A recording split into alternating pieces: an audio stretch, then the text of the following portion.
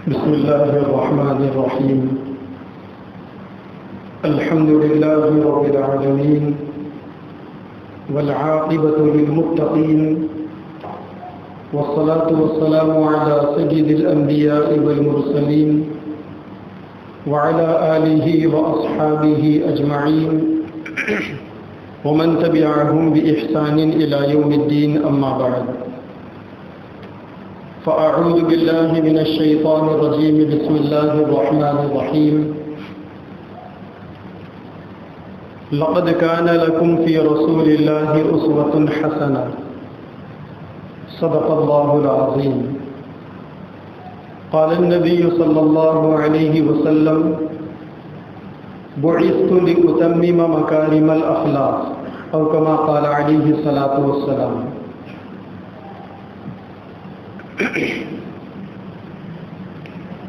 دنیا کے اندر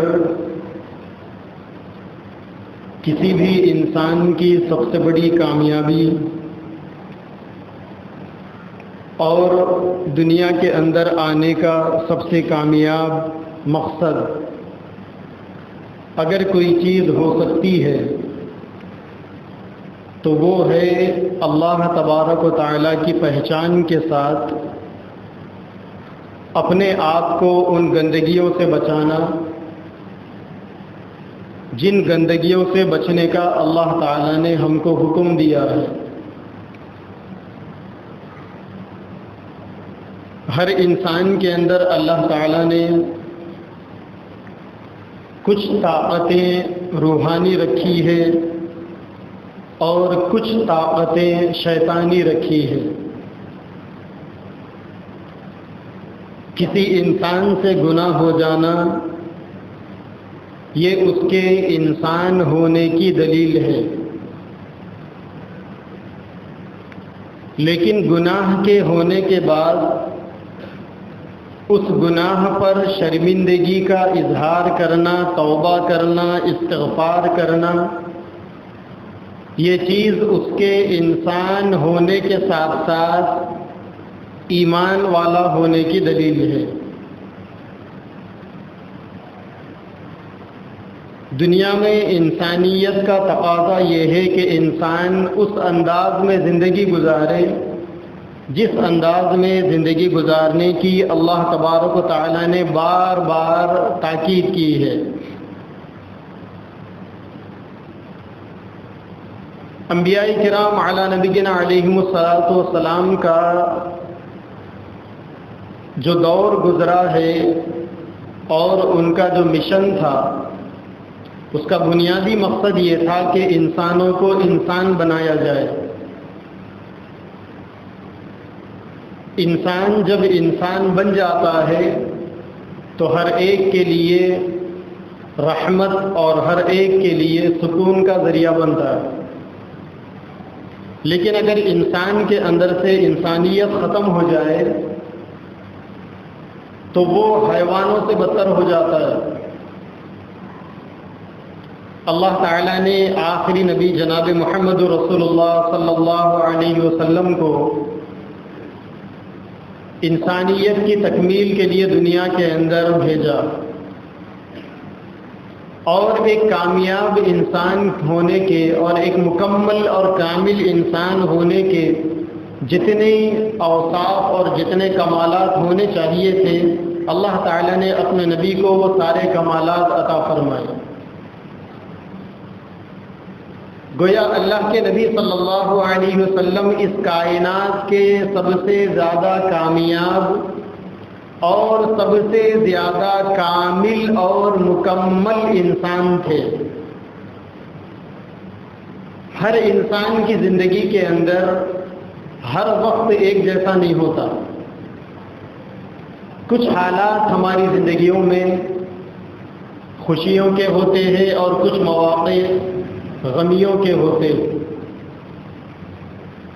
خوشیوں اور غموں کا تسلسل انسانوں کے ساتھ لگا ہوا ہے. زندگی میں جہاں انسان ایک طرف صحت مند ہوتا ہے تو وہیں پر دوسری طرف اس کو بیماریوں کا سامنا بھی کرنا پڑتا ہے. انسانوں کو جہاں اپنے مسائل کا سامنا ہوتا ہے، وہیں پر اپنے گھر والے اور اپنے خاندان والوں سے متعلق بھی مسائل کا سامنا ہوتا ہے۔ چونکہ اللہ تبارک و تعالی نے پیارے نبی صلی اللہ علیہ وسلم کو قیامت تک کے آنے والے انسانوں کا نمونہ بنا کر بھیجا تھا، اور انسانیت کی رہبری کے لیے اللہ نے آپ کو بھیجا تھا، تو آپ کی زندگی کے اندر بھی ہر قسم کے حالات آئے۔ اللہ تعالیٰ پیغمبروں کو انسانوں میں پیدا کرنے کی بھی وجہ یہی ہوتی ہے کہ دوسرے لوگ اپنے جیسے انسان یعنی پیغمبروں کو دیکھ کر اور ان کی کامیاب زندگی کو دیکھ کر اپنی زندگی کو بھی کامیاب بنائیں۔ چنانچہ پیارے نبی صلی اللہ علیہ وسلم کی زندگی میں ہر قسم کے حالات آئے اور ہر قسم کی پریشانیوں کا آپ نے سامنا کیا۔ اس کے باوجود آپ زندگی کے ہر مرحلے پر کامیاب انسان ثابت ہوئے۔ مکہ مکرمہ کے اندر جب آپ نے دین اسلام کی عمومی دعوت کی کوششوں کو شروع کیا تو آپ کے اپنے لوگ آپ کے دشمن بن گئے۔ آپ کی 2 بچیوں کا رسم ہو چکا تھا،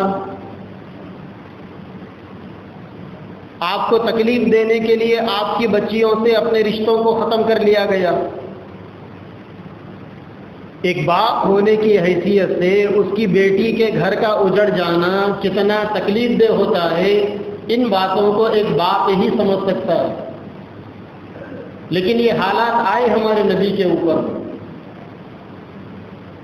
جب آپ اپنی عمر شریف کے 53 سال کو پہنچ گئے، اور اب آپ کو ضرورت تھی اندر سے بھی اور باہر سے بھی آپ کی مدد کرنے والوں کی، آپ کا سپورٹ کرنے والوں کی۔ ایسے نازک موقع پر صرف 3 دن کے فرق سے آپ کے جو 2 بنیادی سہارا تھے وہ 2 سہارے آپ کے اجڑ گئے۔ ایک آپ کے چہیتے چچا جنہوں نے 45 سال سے زیادہ عرصہ آپ کی سرپرستی فرمائی تھی، ان کا انتقال ہو گیا، خواجہ ابو طالب کا۔ بالکل ان کے انتقال سے صرف 3 دن کے بعد آپ کی زوجہ محترمہ، قیامت تک آنے والے مسلمانوں کی ایمانی اور روحانی ماں، جس ماں نے ہمیں جنم دیا ہے اس ماں سے کروڑوں گنا بہتر ہماری ماں حضرت خدیجہ رضی اللہ تعالی عنہا، جنہوں نے 25 سال سے زائد کا عرصہ ہمارے نبی کے ساتھ کامیاب بیوی کی حیثیت سے انہوں نے زندگی گزاری، ان کا انتقال ہو گیا۔ 53 سال کی عمر بھری جوانی کی عمر تو نہیں ہوتی، آج کل 53 سال کی عمر کو بڑھاپا ہی کہا جاتا ہے۔ جس عمر کے اندر انسان کو گھر میں تسلی دینے والی غمخوار بیوی کی ضرورت پڑتی ہے، ایسے موقع پر آپ کی اہلیہ محترمہ آپ کو داغ مفارقت دے گئی۔ مدینہ منورہ آپ تشریف لائے، دشمنوں کا سامنا کرنا پڑا۔ مسلمانوں کے درمیان میں منافقین کا ایک ٹولہ تھا جو اپنے آپ کو مسلمان بتاتا تھا، اور کوئی موقع آپ کو تکلیف دینے کا اپنے ہاتھ سے نہیں چھوڑتا۔ کسی نے آپ کو زہر دے دیا، کسی نے آپ پر جادو کرا دی، طرح طرح کی تکلیفوں کو، کسی نے آپ کے چہیتے صحابہ کو لے جا کر دھوکے سے ان کا مرڈر کروا دیا۔ سیرت اسلام کے اندر بئر موعونہ کا واقعہ بڑا مشہور واقعہ ہے۔ ایک علاقے کے لوگ اللہ کے نبی کے پاس آئے، آ کر کہنے لگے یا رسول اللہ، ہمارے علاقے میں کچھ حفاظ کو بھیجیے، حافظ قرآن، جو قرآن کے اچھے پڑھنے والے قاری ہو، تاکہ ہمارے علاقے کے لوگوں کو قرآن پڑھنا آ جائے۔ تو آپ نے 70 قاریوں کو بھیجا اس علاقے میں قرآن کی تعلیم کو عام کرنے، مکتب کی تعلیم کو عام کرنے۔ وہاں لے جا کر 70 قاریوں کو دھوکے سے ختم کر دیا گیا۔ بڑا نازک دور تھا یہ نبی اور نبی کے چہیتے صحابہ کے لیے، کیونکہ ہر کوئی حافظ نہیں ہوتے تھے، کوئی حافظ ہوتے تھے، اور جتنے بھی حافظ تھے ایک ساتھ 70 حافظوں کا مرڈر ہو جانا، اب بچوں کو قرآن کون پڑھائے گا؟ کیسا نازک مرحلہ تھا۔ ابھی آپ مدینہ منورہ تشریف لائے، قدم جم ہی رہے تھے، مدینہ کے یہودی اور مکہ کے کافروں نے پلان کر جنگ بدر کو برپا کیا، اور اس عزم کے ساتھ دشمن آپ کے مقابلے میں آئے کہ نعوذ باللہ اسلام اور مسلمانوں کو مٹا کے چھوڑنا ہے۔ اتنا کٹر دشمن اور اتنے زہریلے جذبات اس کے۔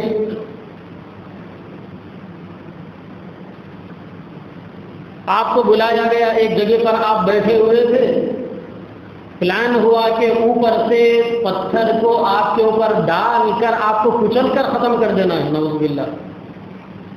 پلان ہو گیا، پتھر اوپر پہنچ بھی گیا، اب بس ڈال کر آپ کو ختم کر دینا ہے۔ اللہ تعالیٰ نے فرشتے کے ذریعے سے آپ کو اشارہ فرمایا، اٹھ کے آ گئے خاموش۔ آپ کے چہیتے چچا حضرت حمزہ رضی اللہ تعالیٰ عنہ جنگ احد کے اندر ان کے جسم کے 70 ٹکڑے کیے گئے، پیٹ پھاڑ دیا گیا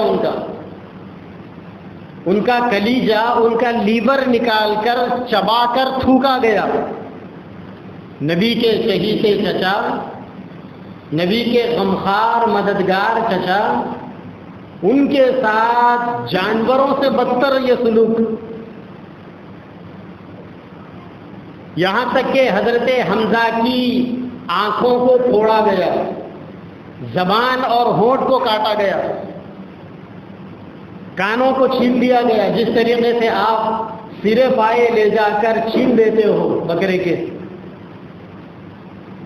جس طریقے سے آپ بکرے کا بھیجا نکالنے کے لیے کھوپڑی کو مار مار کر پھوڑتے ہو، ایسا حضرت حمزہ کی کھوپڑی کو پھوڑا گیا۔ اور جب کھوپڑی تیار ہو گئی تو اس کھوپڑی کے اندر دشمنوں نے شراب ڈال کر مزے لے کر پیے، کھوپڑی سے انہوں نے برتن کا کام لیا۔ آپ کے جسم مبارک کے بال لے جا کر جادو کرا دیے۔ آپ کی چہیتی بیوی، قیامت تک آنے والے مسلمانوں کی ایمانی اور روحانی ماں، جن کی عفت پر، جن کی عظمت پر، جن کے تقدس پر ہماری ہزاروں جانیں قربان، حضرت عائشہ رضی اللہ تعالی عنہا پر زنا کا الزام لگایا گیا۔ آپ کی چہیتی بیٹی حضرت رقیہ کوڑ کی بیماری کا شکار ہو کر وفات پائی۔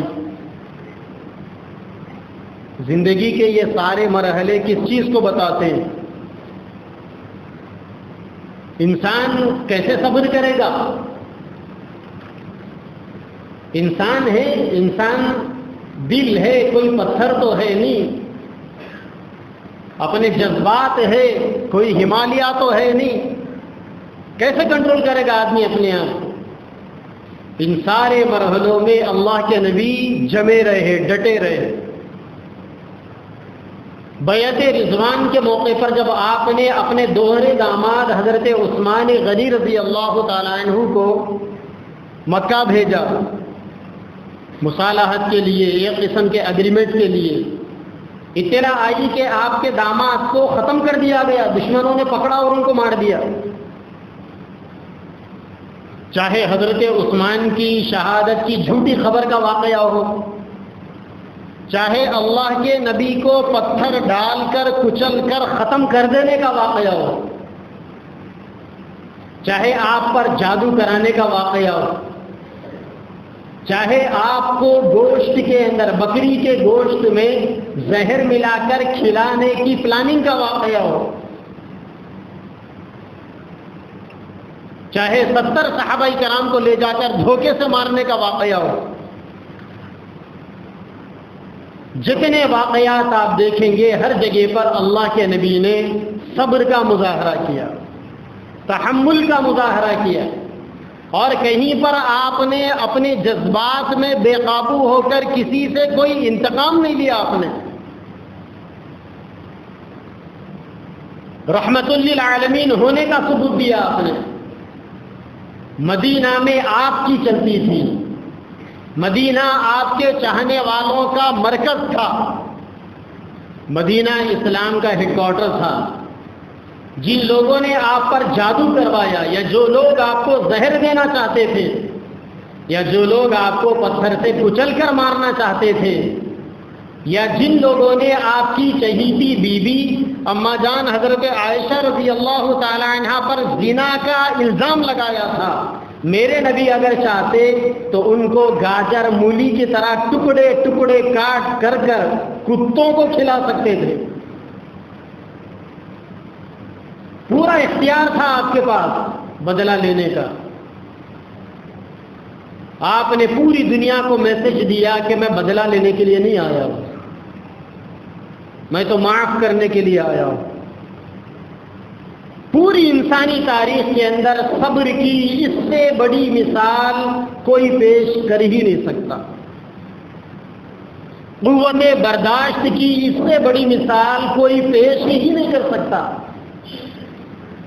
جو صبر آپ نے دکھایا، جو برداشت آپ نے دکھایا۔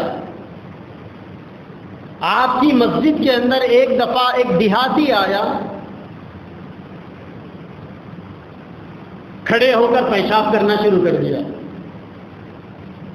صحابہ غصے میں لال پیلے ہونے لگے۔ ایک صحابی اٹھے، تلوار نیام سے نکالی، چاہتے تھے کہ اس کا کام تمام کر دے۔ مسجد میں آ کر پیشاب کر رہا ہے، اللہ کے گھر میں آ کر۔ آپ نے اس صحابی کو روک کر کہا کہ ٹھہر جاؤ، اس کو پیشاب کر لینے دو، روکو مت۔ جب وہ پیشاب کر لیا تو اللہ کے نبی نے اب صحابہ کو بھیجا، جاؤ جا کر کچھ پانی لا کر اس پیشاب کے اوپر بہا دو۔ صبر کی اس سے بڑی مثال اور کیا ہو سکتی ہے کہ کوئی نبی کی مسجد میں آ کر پیشاب کر جائے۔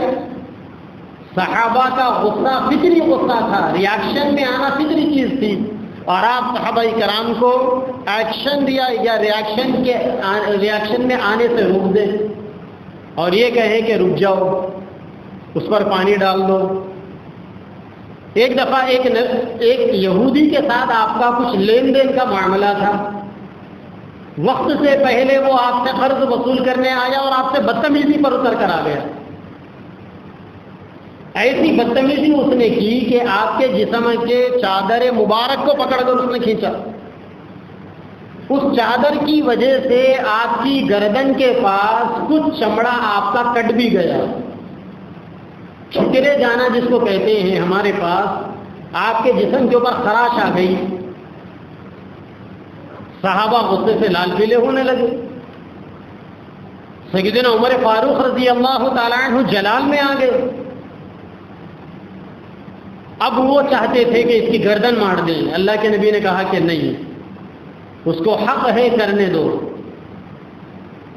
حالانکہ اس کو کرنے کا حق نہیں تھا، کیونکہ جو اگریمنٹ ہوا تھا، اس اگریمنٹ میں جو ٹائم پیریڈ تھا، جو وقت دیا گیا تھا، اس وقت سے بھی پہلے آ کر اس نے ہمارے نبی کے اوپر زیادتی کی تھی۔ لیکن اس کے باوجود آپ کے تحمل کا اور آپ کی قوت برداشت کا اور آپ کے صبر کا یہ عالم تھا کہ آپ نے اپنے صحابہ کرام کو کوئی انتقام یا کوئی حرکت کرنے سے آپ نے روک دیا۔ خوشی کے مواقع آئے، غمی کے مواقع آئے، ایک جنگ کے اندر اعلان ہو گیا، نبی کا انتقال ہو گیا، نبی شہید کر دیے گئے۔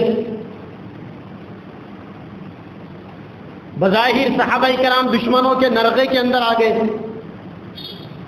بڑا نازک وقت تھا، جب یہ اعلان صحابہ نے سنا کہ نبی شہید کر دیے گئے تو ایک صحابی نے اعلان کیا موتوا علی ما مات النبی صلی اللہ علیہ وسلم، نبی جس دین پر اپنی جان کو قربان کر گئے تم بھی اسی دین پر اپنے آپ کو قربان کر دو۔ جذبات ٹھنڈے ہو گئے، جو اس بات کے بعد یہ چاہتے تھے کہ نبی کے بعد جینا بھی کیا جینا، مرنے کے لیے تیار ہو گئے۔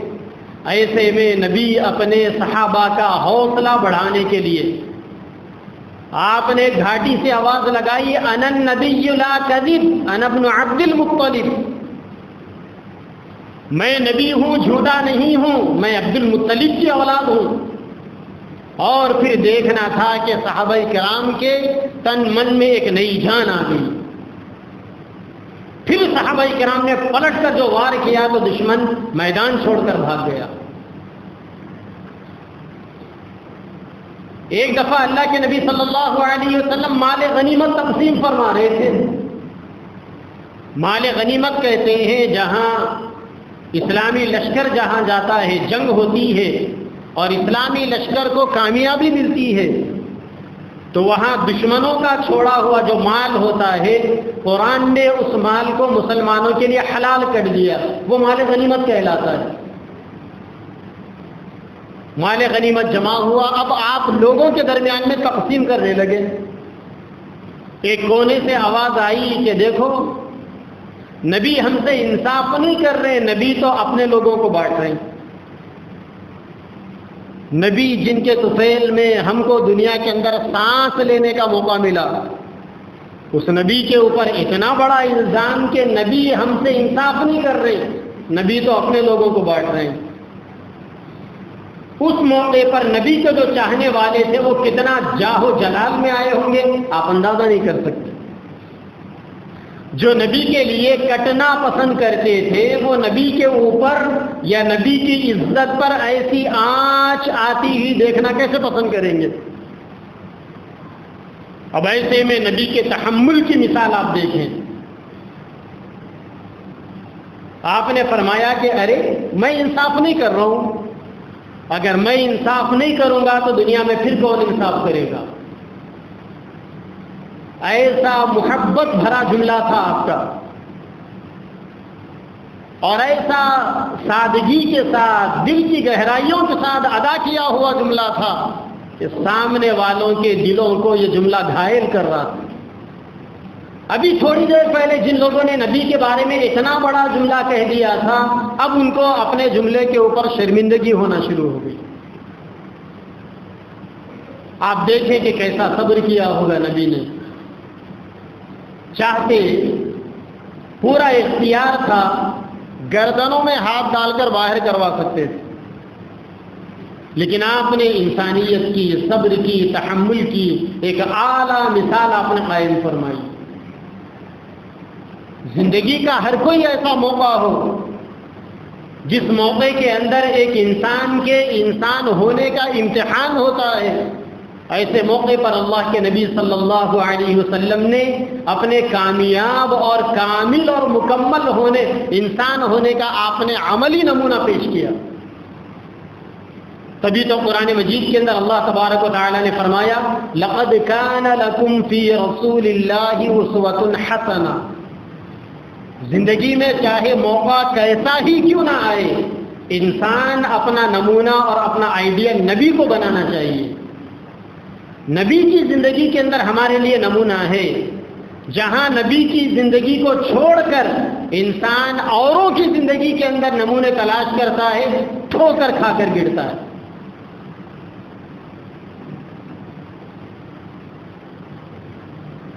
ایک شاعر تھے جگناتھ آزاد، نان مسلم تھے، لیکن نبی کی سیرت کو انہوں نے پڑھ رکھا تھا۔ تو نبی پاک صلی اللہ علیہ وسلم کی سیرت کو جب انہوں نے پڑھا تو ان کا دل نبی کی محبت کی گواہی دینے سے پیچھے نہیں ہٹا۔ وہ عاشق ہو گئے نبی کے، وہ دیوانے ہو گئے نبی کے۔ انہوں نے نبی کی شان کے اندر ایسے ایسے اشعار کہے کہ اگر ان اشعار کے اوپر غور کیا جائے تو کبھی کبھی ہم کو اپنے مسلمان ہونے پر شرم آتی ہے کہ ایک کافر نے ہمارے نبی کی شان میں ایسا نقشہ کھینچا. ہم مادر پیٹ مادر ذات مسلمان ہونے کے باوجود آج تک اپنے نبی کی شان میں اس جیسا کوئی ایک بول نہیں بول پائے.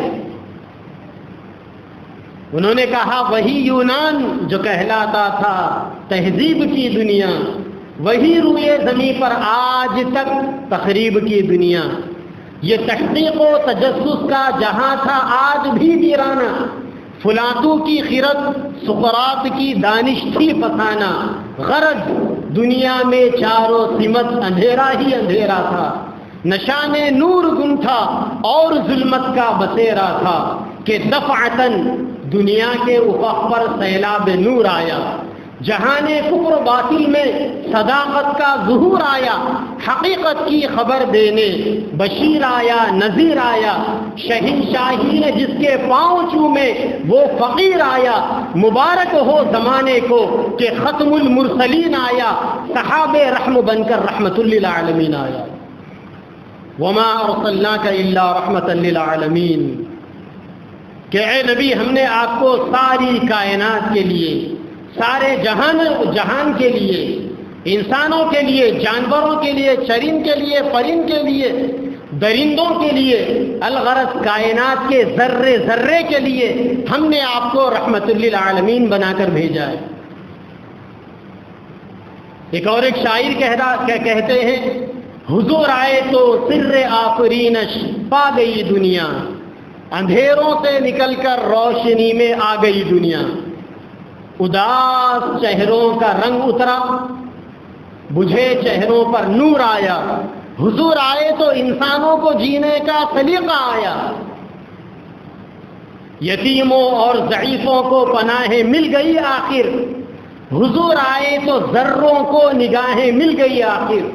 خرد کی شمع افروزی جنوں کی چارہ فرمائی. زمانے کو اسی ختم المرسلین کے طفیل میں سمجھ آئی. ضمیر اس در سے گر نسبت نہ رکھے لوح پیشانی، تو کشکولے گدائی ہے چہ درویشی چہ سلطانی. اگر انسان کے دل میں نبی کی محبت نہ ہو اور ہماری زندگیاں نبی پاک صلی اللہ علیہ وسلم کی تعلیمات سے خالی ہو، تو یاد رکھے کہ انسان بادشاہ بنے یا فقیر بنے. تھوڑا سا راستہ دے دے. آئیے سر تشریف لائیے. آئیے گزارش ہے آپ سے تشریف لائیے. اگر انسان نبی پاک صلی اللہ علیہ وسلم کے عشق سے اگر اس کا سینہ خالی ہو اور نبی کی تعلیمات سے زندگیاں کوری ہو، تو کیا کیا کیا کیا معنی ہوتے ہیں کہ دنیا کے اندر کوئی انسان بادشاہ ہے یا فقیر ہے. ایک انسان دنیا کے اندر فقیر ہے لیکن اس کی زندگی کے اندر سنتوں کی شمع روشن ہے. اس کا دل عشق نبی صلی اللہ علیہ وسلم کی ضیا پاشیوں سے منور ہے. تب ایسا انسان دنیا کے بادشاہوں سے بھی زیادہ افضل. اگر کوئی انسان دنیا کا بادشاہ بن جائے اور اس کا سینہ نبی پاک صلی اللہ علیہ وسلم کے عشق سے خالی ہو اور اس کی زندگی کے اندر پیارے نبی صلی اللہ علیہ وسلم کی مبارک تعلیمات نہ ہو، اگر وہ انسان بادشاہ بھی ہو تو رب کائنات کی نظروں میں اس کی حیثیت ایک فقیر سے بھی زیادہ گھٹیا ہے. ہم مسلمان ہیں. اللہ تبارک و تعالیٰ نے پیدائشی طور پر ہم کو وہ سرمایہ دیا. اللہ نے ہم کو وہ تعلیمات دی.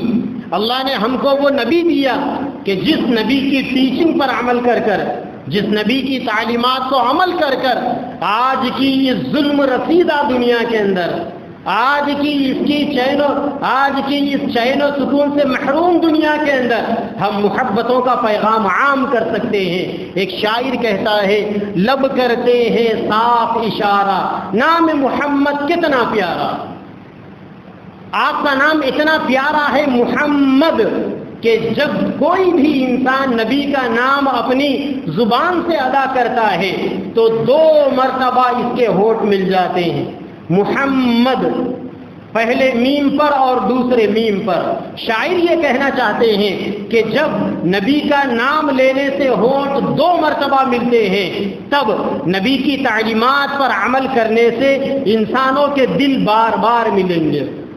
قرآن مجید کے اندر انہی دلوں کے ملنے کے منظر کو اللہ تبارک و تعالیٰ نے اس آیت شریفہ کے اندر بیان فرمایا، جس کو قرآن مجید کے 4 پارے کے اندر بیان کیا گیا، وَأَلَّفَ بَيْنَ قُلُوبِهِمْ۔ اے مسلمانوں، ہم نے تمہارے دلوں کو آپس میں جوڑ دیا، ہم نے تمہارے دلوں کے اندر محبتیں ڈال دی۔ اللہ تعالیٰ ان لوگوں سے مخاطب ہے جو اپنی زندہ بیٹیوں کو دفن کرتے تھے، جو اپنی ماؤں کے ساتھ باپ کے مرنے کے بعد سوتیلا سلوک کرتے تھے، جانوروں سے زیادہ جس معاشرے کے اندر کمزوروں کے ساتھ برتاؤ کیا جاتا تھا، اپنے اپنوں کے لیے پرائے اور جانی دشمن بنے ہوئے تھے، ایسے موقع پر اللہ کے نبی نے وہ انقلاب برپا کر دیا، لوگوں کے دلوں کے اندر ایسی محبتوں کی مثال قائم کر دی۔ جب آپ مدینہ آئے، ایک مکہ سے آنے والے مہاجر صحابی اور ایک مدینہ میں موجود انصار صحابی، دونوں کے درمیان میں مواخات کا رشتہ قائم ہوا، دونوں کے درمیان میں مواسات کا رشتہ قائم ہوا، بھائی چارہ اللہ کے نبی نے قائم کیا۔ تاریخ کی کتابوں میں لکھا ہوا ہے کہ انصار کے وہ صحابہ جن کے حصے میں مدینہ مکہ سے آنے والے مہاجر صحابہ بھائی بن گئے تھے، اگر کسی کے پاس 2 پراپرٹیاں تھیں تو اس نے اپنے بھائی کے سامنے آفر رکھا کہ میرے پاس 2 پراپرٹیاں ہیں، آپ کو جو پراپرٹی زیادہ پسند ہو آپ وہ لے سکتے ہیں، میں وہ آپ کے نام کر دوں گا۔ جن کے پاس 2 4 بیویاں تھیں انہوں نے کہا کہ بھائی میرے نکاح کے اندر 2 بیویاں ہیں، 4 بیویاں ہیں، میں 4 بیویوں کو آپ کے سامنے رکھوں گا، آپ کو میری جو 2 بیویاں پسند آئے گی میں طلاق دے دوں گا، آپ ان سے نکاح کر لینا۔ اللہ کا قرآن کہتا ہے وَأَلَّفَ بَيْنَ قُلُوبِهِمْ، ہم نے تمہارے دلوں کو جوڑ دیا۔ نبی کی تعلیمات کے طفیل میں، نبی کے عشق کے طفیل میں، نبی سے ہونے والی ملنے والی تربیت کے طفیل میں آگے اللہ نے فرمایا لَوْ أَنفَقْتَ مَا فِي الْأَرْضِ جَمِيعًا مَا أَلَّفْتَ بَيْنَ قُلُوبِهِمْ، اگر کائنات کو سونے سے بھر دیا جائے، زیورات سے بھر دیا جائے، ہیرے جواہرات یاقوت لال مرجان سے پوری روئے زمین کو بھر دیا جائے اور اتنے خزانوں کو خرچ کر کر تم دوسروں کے دلوں میں اپنی محبت کے جذبات پیدا کرنا چاہے ہرگز پیدا نہیں کر سکتے۔ لو انفقت ما فی الارض جمیعا ما الفت بین قلوبہم، کہ ہم نے کائنات میں جتنے خزانے رکھ دیے تم اتنے خزانے خرچ کر کر دلوں میں محبت کو پیدا نہیں کر سکتے۔ وَلَكِنَّ اللَّهَ أَلَّفَ بَيْنَهُمْ، لیکن اللہ تعالیٰ نے تمہارے دلوں کے اندر محبت پیدا فرمائی۔ یہ وہ محبتیں تھی۔ جنگ کے اندر ایک صحابی شہید، یہ زخمی پڑے ہوئے ہیں، دوسرے ان کے بازو میں زخمی پڑے ہوئے ہیں، تیسرے ان کے بازو میں زخمی پڑے ہوئے ہیں، اب تینوں کی آخری ریل چل رہی ہے، آخری سانسیں چل رہی ہے، اب انتقال کا موقع ہے۔ ایک دوسری حدیث میں اللہ کے نبی نے فرمایا انسان جب دنیا سے رخصت ہونے کا موقع آتا ہے اتنی پیاس کا احساس اسے ہوتا ہے کہ اگر روئے زمین کے 70 سمندر اسے پلا دیے جائے تب بھی اس کی پیاس نہیں بجھتی۔ موت کے موقع پر نزا کی جو تکلیفیں ہوتی ہے، جو عالم ہوتا ہے، ایسا تکلیف دہ ہوتا ہے۔ تھوڑا سا رک کر سیدنا عیسیٰ علیہ السلام کی والدہ محترمہ معظمہ مکرمہ حضرت عیسیٰ کی والدہ بی بی مریم، جن کے نام سے اللہ نے پورے قرآن مجید کے اندر پورا ایک سورہ اتارا، جن کے اوپر زنا کا الزام لگا، اللہ تعالیٰ نے وقت کے ایک معصوم بچے کو جو جھولے میں جھول رہا تھا اللہ تعالیٰ نے زبان دے دی، اس بچے نے حضرت مریم کے پاک باز ہونے کی گواہی دی۔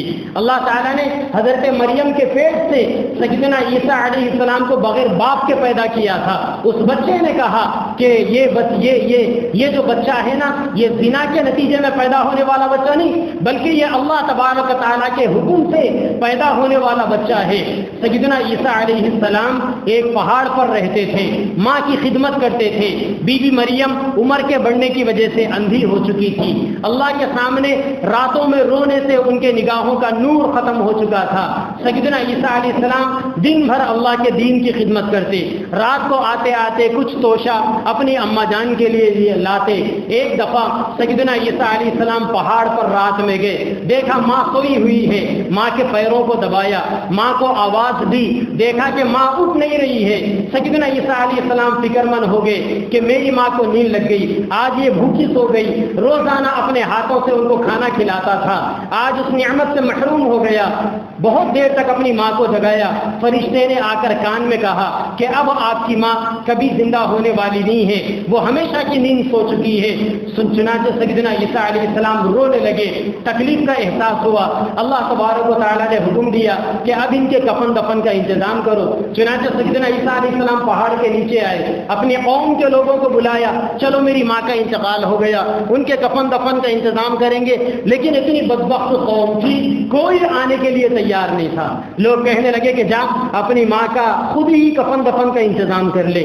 وقت کے نبیوں کو بھی یہ حالات سے گزرنا پڑا، اپنے لوگوں نے ان کے ساتھ ایسی دھوکے بازیاں اور ایسی غداریاں کی۔ سیدنا عیسیٰ علیہ السلام جانے لگے، راستے میں دو خوبصورت نوجوان بیٹھے ہوئے تھے، نوجوانوں نے سلام کیا۔ عیسیٰ علیہ السلام نے ان کے سامنے اپنا معروضہ رکھا کہ میری ماں کا انتقال ہو گیا ہے، ان کے کفن دفن میں کیا آپ ہماری مدد کرو گے؟ وہ دو نوجوانوں نے کہا کہ ہم اللہ تعالیٰ کی طرف سے آپ ہی کی مدد کے لیے بھیجے گئے ہیں۔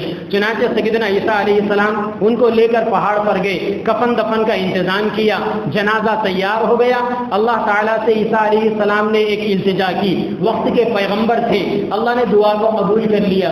انہوں نے یہ دعا کی کہ اے اللہ ایک لمحے کے لیے میری ماں کو زندہ کر دیجئے، میں ان سے ایک سوال کروں گا، بس ان کا جواب لے لوں گا، پھر اس کے بعد آپ ان کو اپنے پاس بلا لینا۔ اللہ نے سیدنا عیسیٰ علیہ السلام کی بات سن لی۔ حضرت مریم اللہ کے حکم سے ایک لمحے کے لیے زندہ ہو گئی۔ عیسیٰ علیہ السلام نے پوچھا کہ اماں جان موت کا مرحلہ کیسا تھا؟ بی بی مریم کہنے لگی کہ بیٹا یہ مت کہنا موت کا مرحلہ کیسا تھا۔ موت کا مرحلہ بیٹے ایسا تھا، ساری کائنات کی تکلیفوں کو جمع کر دیا جائے تب بھی انسان موت کے مرحلے کی تکلیف کو برداشت نہیں کر سکتا۔ بی بی مریم جن کے بارے میں اللہ نے قرآن میں پوری ایک سورت اتاری، جن کی پاک بازی کی اللہ تعالیٰ نے قرآن میں گواہی دی، ایسی پاک باز ایسی نیک عورت جب ان کے لیے موت کا مرحلہ اتنا سنگین اور اتنا سخت ہو سکتا ہے تو ہم پاپی ہم گنہگاروں کے ساتھ کیا کچھ نہیں ہوتا ہوگا۔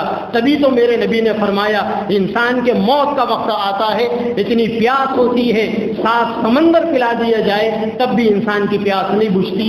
میدان جنگ ہے، 3 صحابہ آخری سانسیں زندگی اور موت کی کشمکش سے لڑ رہے ہیں، تڑپ رہے ہیں، پانی انہوں نے کہا۔ ایک صحابی دوڑا ہوا آیا، آ کر ان کو پانی پلانے کے لیے پانی کا پیالہ ان کے منہ تک لے کر گیا۔ بازو سے ایک دوسرے زخمی بھائی کی آواز آئی پانی۔ یہ تڑپتا ہوا بھائی کہنے لگا مجھے نہیں، پہلے ادھر پلائیے۔ جب یہ ادھر پہنچا تو تیسری آواز آئی پانی، اس نے بھی اشارہ کیا مجھے نہیں، ادھر پلائیے۔ جب وہاں تیسرے کو پلانے کے لیے پہنچے اللہ کو پیارے ہو چکے تھے، لوٹ کر دوسرے کے پاس آئے وہ بھی پیارے ہو چکے تھے، لوٹ کر پھر پہلے کے پاس آ گئے وہ بھی اللہ کے پیارے ہو چکے تھے۔ یہ محبتیں اللہ تعالیٰ نے صحابہ کرام کے دلوں میں ڈالی تھی۔ مر رہے ہیں، دنیا سے جا رہے ہیں، 7 سمندر پئیں گے تب بھی پیاس نہیں بجھے گی، پھر بھی ایک گھٹ پانی کے لیے اتنا ایثار کا معاملہ دوسرے لوگوں کے لیے۔ تبھی تو اللہ کا قرآن کہتا تھا صحابہ کرام کی شان میں، آج بھی میرے رب کا قرآن کہتا ہے یؤثرون علی انفسہم، میرے نبی کے صحابہ ایسے پاکیزہ اخلاق والے، انسانیت کی ایسی اعلیٰ مثال رکھنے والے، وہ بھوکے سوئیں گے، چراغ گل کر دیں گے، ایکٹنگ کریں گے، مہمانوں کو کھانا کھلائیں گے، بچوں کو بھوکا سلائیں گے، مہمانوں کو کھانا کھلائیں گے، خود پیاسا دنیا سے جاتا ہوا گوارا کر لیں گے، بازو والے پیاسے بھائی کو پیاسا تڑپتا دیکھنا ہوا گوارا نہیں کریں گے۔ یہ ساری محبتیں اللہ تعالیٰ نے پیارے آقا صلی اللہ علیہ وسلم کی مبارک تعلیمات کے نتیجے میں پیدا فرمائی تھی۔ میرے بھائیوں، آج ہماری زندگیاں نبی کی زندگیوں سے کوسوں دور ہے۔ آج ہماری زندگیوں کے اندر نبی کی تعلیمات ختم ہو چکی ہے، اس لیے آج ہم ایسی پریشانی میں پھنسے ہوئے ہیں، ہمیں اس پریشانی کے دلدل سے نکلنے کے راستے دور دور تک نظر نہیں آتے۔